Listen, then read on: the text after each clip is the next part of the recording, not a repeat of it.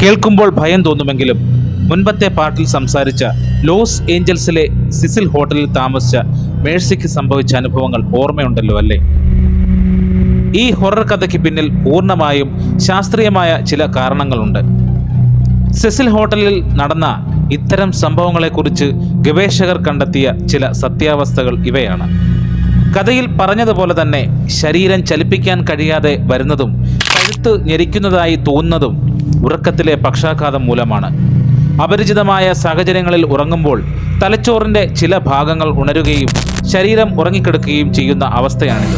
സെസിൽ hotel പോലെയുള്ള വളരെ പഴയ കെട്ടിടങ്ങളിലെ ഹീറ്ററുകളിൽ നിന്നും പൈപ്പുകളിൽ നിന്നും കാർബൺ മോണോക്സൈഡ് വാതകം ചോരാറുണ്ട്. ഇത് ശ്വസിക്കുന്നത് വഴി മനുഷ്യർക്ക് ഇല്ലാത്ത രൂപങ്ങൾ കാണാനും, അതായത് ഹാലൂസിനേഷൻ പോലെയുള്ള തോന്നലുകൾ ഉണ്ടാവുകയും ശ്വാസം മുട്ടലും കടുത്ത ഭീതിയും ഉണ്ടാകാനും സാധ്യതയേറെയാണ്. ലോസ് ഏഞ്ചൽസിലെ ഏറ്റവും ഭീതിജനകമായതും പ്രേതബാധയുണ്ടെന്ന് വിശ്വസിക്കപ്പെടുന്നതുമായ ഒരു ഹോട്ടലാണ് ഹോട്ടൽ സെസിൽ.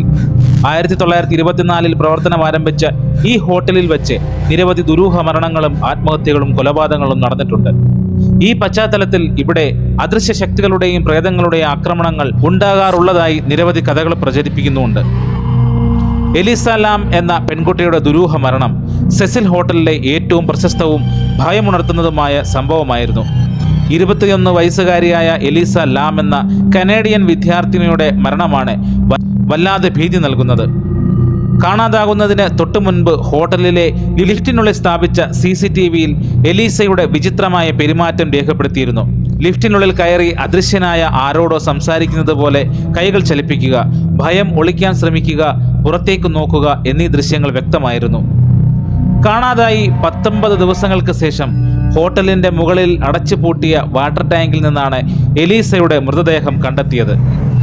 ജീവനക്കാർക്ക് മാത്രം പ്രവേശനമുള്ള അലാറം ഘടിപ്പിച്ച ടെറസിലേക്ക് ഈ പെൺകുട്ടി എങ്ങനെ പോയി എന്നതും വാട്ടർ ടാങ്കിന്റെ ഭാരമേറിയ മൂടി എങ്ങനെ എടുത്തു എന്നുള്ളതും നിഗൂഢമാണ്.